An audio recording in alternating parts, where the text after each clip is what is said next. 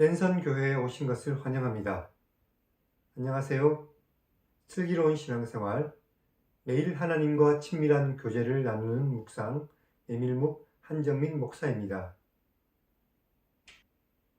교회가 많은 어려움을 겪고 있는 시기입니다. 여러 가지 이유로 교회가 세상 사람들의 비난 앞에 서 있는 현실입니다. 아마도 교회마다 사정이 있고 여러 가지 상황들이 있을 것입니다. 우리가 그 상황들을 일일이 알지 못하면서 교회에 대해서 이러쿵 저러쿵 말을 할 수는 없지만 적어도 교회의 행동 때문에 하나님의 이름이 비방을 받고 성도들이 영문 모를 비난을 당하며 복음의 전파가 방해받는 이런 일들은 없어야만 할 것입니다.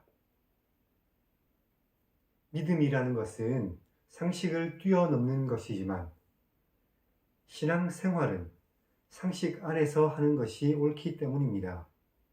그리고 믿음이 상식을 뛰어넘는 것이라고 할지라도 올상식한 신앙생활은 결단코 해서는 안 될 것입니다. 사랑하는 여러분, 저는 우리 모두가 이런 상식들을 뛰어넘는 믿음을 가지기를 바랍니다. 상식을 뛰어넘는 믿음을 가지려면 가장 먼저 하나님의 능력을 힘입어야만 하죠.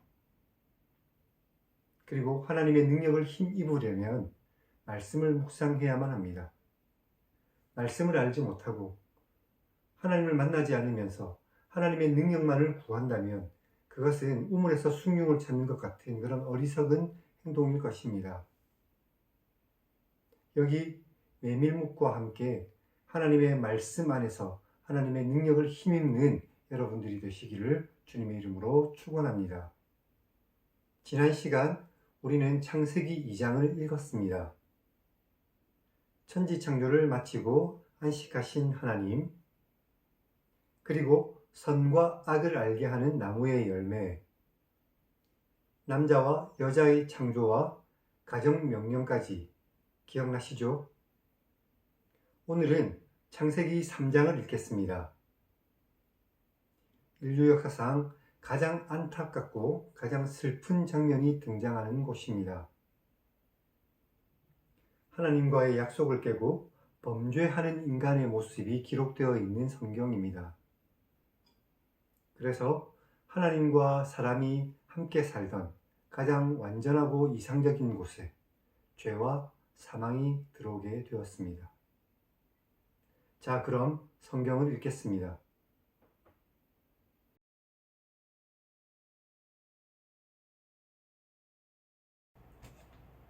그런데 여호와 하나님께서 지으신 들짐승 가운데 뱀이 가장 간교했습니다. 뱀이 여자에게 하나님이 정말 너희에게 동산 모든 나무의 열매를 먹지 말라고 하셨느냐? 라고 물었습니다. 여자가 뱀에게 말했습니다. 하나님께서 동산 나무의 열매를 우리가 먹을 수는 있지만 동산 중앙에 있는 나무의 열매는 너희가 먹지도 말고 만지지도 말라. 너희가 죽을 수도 있기 때문이다. 라고 말씀하셨다. 뱀이 여자에게 말했습니다. 그 나무의 열매를 먹어도 너희가 절대로 죽지 않을 것이다. 너희가 그것을 먹는 날에 너희의 눈이 밝아져 마치 하나님과 같이 선과 악을 알게 될 것을 하나님께서 아셨기 때문에 먹지 못하게 하신 것이다. 여자가 선악을 알게 하는 그 나무를 보았는데 그 나무의 열매가 먹음직하기도 하고 또 보기에도 좋았으며 사람을 지혜롭게 만들 수 있을 것처럼 탐스럽기도 한 나무였습니다. 그래서 여자가 그 열매를 따먹고 자기와 함께 있는 남편 아담에게도 주었고 그도 그 열매를 먹었습니다. 열매를 먹고 그 두 사람의 눈이 밝아졌습니다. 그래서 자신들이 벌거벗은 것을 부끄럽게 여겨 무화과 나무 잎을 엮어 치마를 만들어 입었습니다. 그들이 그날 바람이 불 때 동산에 거니시는 여호와 하나님의 소리를 들었습니다. 그래서 아담과 그의 아내가 여호와 하나님의 낯을 피해 동산에 있는 나무 사이에 숨었습니다. 여호와 하나님께서 아담을 부르셨습니다. 아담아, 내가 어디 있느냐? 아담이 제가 동산에서 하나님의 소리를 듣고 제가 벌거벗었기 때문에 두려워서 숨었습니다. 라고 대답했습니다. 하나님께서 누가 너에게 내가 벌거벗었다는 것을 알게 했느냐? 내가 너에게 먹지 말라고 명령한 그 나무의 열매를 내가 먹었느냐? 라고 말씀하셨습니다. 아담이 말했습니다. 하나님께서 저와 함께 있게 하시려고 만들어주신 여자가 그 나무의 열매를 저에게 주었습니다. 그래서 먹었습니다. 여호와 하나님께서 여자에게 내가 어찌하여 이렇게 하였느냐? 라고 물으시죠. 여자는 뱀이 저를 꿰어서 제가 그 열매를 먹었습니다. 라고 대답했습니다. 여호와 하나님께서 뱀에게 내가 이런 일들을 벌였으니 모든 가축과 들의 모든 짐승보다 더욱 저주를 받아 배로 다니면서 살아있는 동안 흙을 먹게 될 것이다.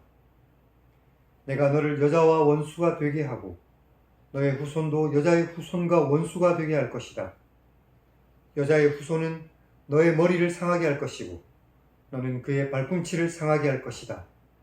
라고 말씀하셨습니다. 하나님께서 또 여자에게 내가 너에게 임신하는 고통을 크게 더할 것이니 내가 수고하고 자식을 낳을 것이며 너는 남편을 원하고 남편은 너를 다스릴 것이다. 라고 말씀하셨습니다. 하나님께서 아담에게 말씀하셨습니다. 내가 내 아내의 말을 듣고 내가 네게 먹지 말라고 했던 나무의 열매를 먹었으니 땅이 너로 말미암아 저주를 받게 되었고 너는 너의 평생에 수고해야 그 소산을 먹을 것이다. 저주받은 땅은 너에게 가시덤불과 엉겅퀴를 낼 것이다. 내가 먹을 것은 밭의 채소이며 내가 흙으로 돌아갈 때까지 얼굴에 땀을 흘려야 음식을 먹을 수 있을 것이니 내가 땅에서 취함을 입어 창조되었기 때문이다. 너는 흙이니 흙으로 돌아갈 것이다. 아담이 그의 아내 이름을 하와라 불렀는데 하와가 모든 산자의 어머니가 되었기 때문이었습니다. 여호와 하나님께서 아담과 그의 아내를 위해 가죽옷을 지어 입히셨습니다. 여호와 하나님께서 보라, 이 사람이 선악을 아는 것이 우리 중 하나와 같이 되었다. 그런데 혹시 그가 그의 손을 들어 생명나무의 열매도 따먹으면 영생할 수도 있을 것이다. 라고 말씀하시며 여호와 하나님께서 에덴 동산에서 그를 내보내어 그의 근원이 된 땅을 갈게 하셨습니다. 이같이 하나님께서 그 사람을 쫓아내시고 에덴 동산 동쪽에 그룹들과 날아다니는 불칼을 두어 생명나무로 가는 길을 지키게 하셨습니다.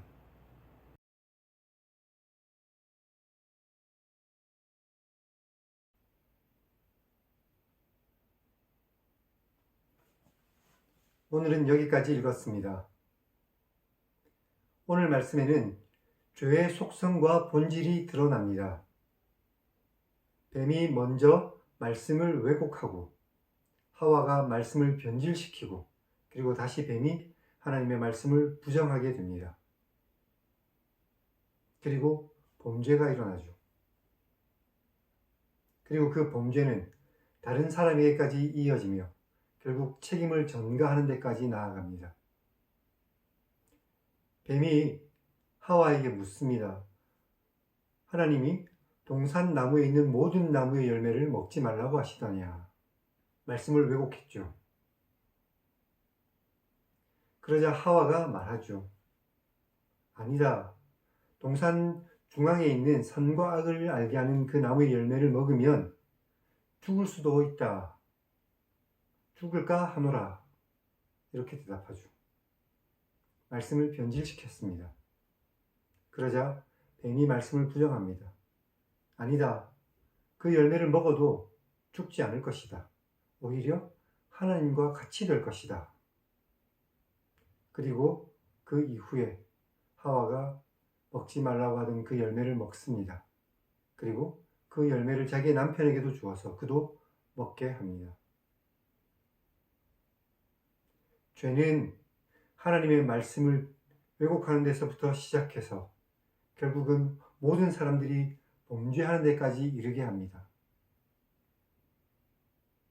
죄의 파급력은 엄청나서 원래 하나님과 사람이 함께 만나서 서로 동행하면서 즐기던 그 동산이 이제 사람이 하나님의 낯을 피해 숨는 장소로 변질되었습니다.